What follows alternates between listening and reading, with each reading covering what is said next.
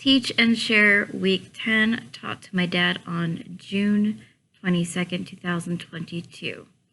So this is all about employment law and what is given to protect employees. So do you know what the term employment at will means? No. So it's a foundational feature of U.S. employment law. So under this, employees can quit at any time for any reason, and also the employer can terminate the employee at any time for any reason. This is not how it's set up in other countries. Every country is going to be different, but for the U.S., this is how it's set up. So there are exceptions to at-will employment and are based on the following theories. So the first one is contract. So you know what a contract is, right? Mm-hmm. Yeah. Okay. Between two people, what each will do. So courts have held that employers may create either an expressed or implied contract that will strengthen the employee's job security. So, for an example, the employer may have stated whether orally or written that employee can only be fired for good cause. So, like for good cause. What they think. Who determines the good cause? The employees. Usually, it's set up so Yeah, and courts will determine if it was good cause or not. In those cases, courts have found that the employee's reasonable expectations are important to determine whether the employer has actually changed the arrangement to create a good cause employment agreement. So again, courts have the determination. They're the final. Yes. So courts will look at a variety of reasons when deciding whether the contract has changed. So they'll always look at the HR policies, the amount of time or quantity that the worker was employed, as well as the quality of work. Tort, which is wrongful act. It's another fancy word for wrongful act, which I didn't know. This will occur when an employer fires an employee in a very abusive way. So like humiliation, stuff like that. So bringing a lawsuit on this won't get the job back, but will allow them to be awarded money for the damages and stuff that has occurred. Public policy is another one. This occurs when an employee is fired for a reason that will violate the state's statutory public policy, like if they are fired for their race, orientation. The protective classes. Yes, protective classes. Yeah. So to have a lawsuit be successful, it will involve similar fact patterns, and those are employees' refusal to commit illegal activity, employee attempted to exercise a legal right, or performing an important public obligation. And this also will protect whistleblowers. So you've heard that term, right? Mm-hmm. So basically, whistleblower is protected under this as well, and happens when an employee tells a government authority or higher management of an unsafe or illegal activity that could affect the public in a negative way. And with this, each state law can vary on whistleblowers. Another one that's really simple is wrongful discharge. So this is when they're fired in violation of law or contract that would allow them to bring a lawsuit against the employer. So yeah, I mean, if you feel you've got a case that you were, wrongly fired, instead of fighting with the employer, you just could take it to court. Yep. So child labor is also protected under employee laws. So the Fair Labor Standards Act, also known as FLSA, was created wage hour requirements for all employees in the United States, as well as it is the basis for federal minimum wage laws. So it'll apply to employees with 2 or more employees as long as the company is engaged in interstate commerce. So that's between states. Yes, yeah. So it prohibits oppressive child labor. So children under the age of 14 are allowed to perform limited types of non-hazardous work. Newspaper deliveries, mowing the lawn, entertainment, working for your parents. 14 to 15 are allowed to work but cannot work in hazardous conditions. Children 16 to 18 cannot work in hazardous conditions but can work longer. And then once they hit 18 and above, those limits don't matter anymore. Additionally, what's under this is overtime, which you obviously know about because you do a lot of it.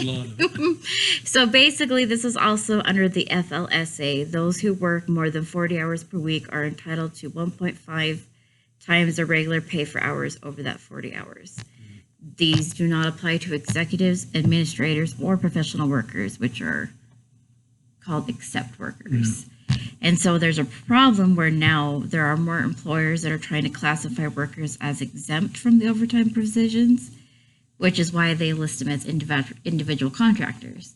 So they try to find the loophole. A loophole so they don't have to pay the overtime. Yep. Yeah. My next favorite one to talk about is the Family and Medical Leave, which is the Family and Medical Leave Act, also known as FMLA. Yes. And you know why that's set up? Set up for families to be able to take care of themselves. If somebody in the family is in need of, if a parent, the other parent can take care of the situation. Yep. So this is set up for employees to take time off work for family or medical reasons. It applies to employers who have 50 or more employees. It requires that they give up to 12 weeks of unpaid leave during a 12-month period. Employees will qualify if they have worked for the employer for at least a year. Reasons why, like you stated, could be for taking care of an immediate family member. It also could be for taking care of a newborn within 1 year of birth, and also for adopted or foster children within 1 year of them being placed with the employee. But the other one is for a serious health condition if the employee suffers from it, which I have been granted the FMLA for what I have. So while FMLA... When I had my back and knee surgery, I had to go on the FMLA just to protect my job, too. Yep, and when I had my surgery, my previous surgery, when I was working with my other job, I had to do it, too, so I could be protected. It protects the company, it protects you. Yep. So while FMLA is being taken, the employer can't terminate the employee's job or the insurance, basically the medical coverage.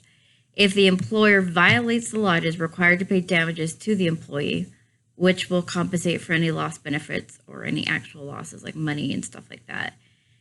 It could also be required that they reinstate the employee if the employee can prove they are entitled to it. So there are additional other protections for work as well. Workman's compensation, which...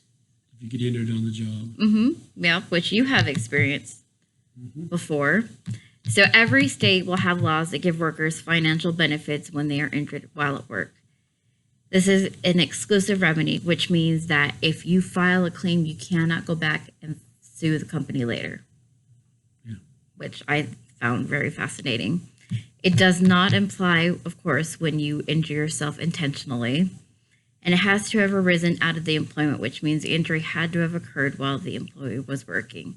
There have been some exceptions given when you're injured, like playing a game or doing something charity-wise for a company. But typically it's when you're on the job. Benefits will include lost pay, medical costs, rehabilitation, stuff like that. There also is unemployment insurance, also known as unemployment benefits.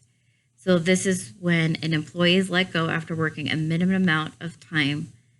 They can apply for whatever the state unemployment benefits are. Now, to qualify, you have to be willing to work and actively looking for a job. See, it's not... You have to send in how many... You do. Places you've sent resumes to. Yep. I think I remember when I was unemployed between working at Desert Industries and before I started working at C3, I had to do that. But yeah, you have to show that you're doing... You're actually doing something.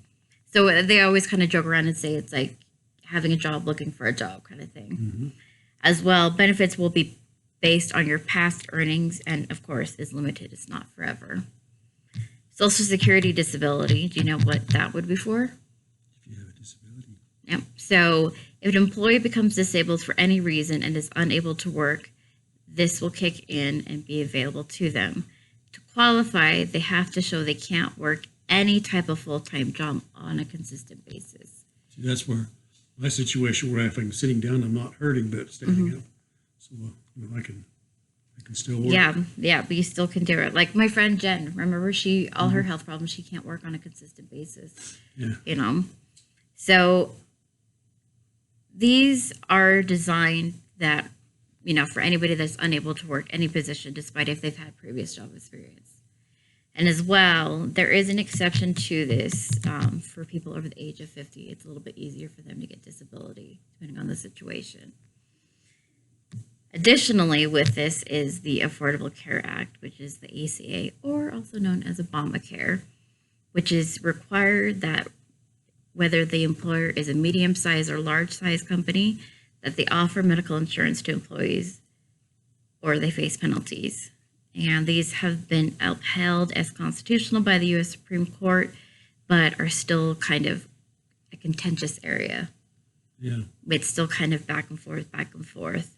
So this also is set up for low-paid individuals will have their health insurance subsidized in order to make coverage more affordable. Because insurance is expensive. Yeah, there are good and bad things to both sides. So I understand why it would be an area of contention. Not only for the employee, but the employer to pay it. Yep. And then the last little bit is privacy. So workplace privacy is set up to balance the employer's ability to supervise its employees while also protecting what the employee's expectation of privacy is. So while you're working, you don't really have a lot of protection. If you're communicating through emails, phone calls, conversating with others, those things can be.